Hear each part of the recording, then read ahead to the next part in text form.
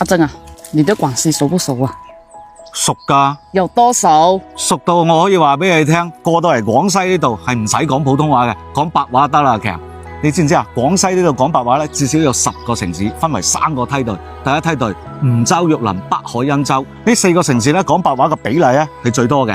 第二梯隊賀州、貴港、蘭陵、防城港呢4個城市嘅人口夠多，其中貴港同蘭陵咧仲會講壯話，賀州咧有部分會講咧西南官話同埋雙語嘅。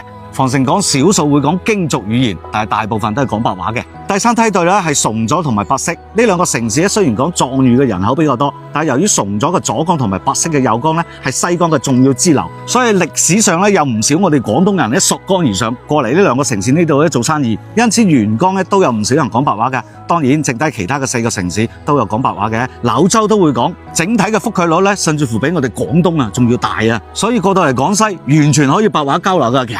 哦，我以為嚟到廣西就要說普通話啦。錯啦，強！我哋返到廣東才要說普通話。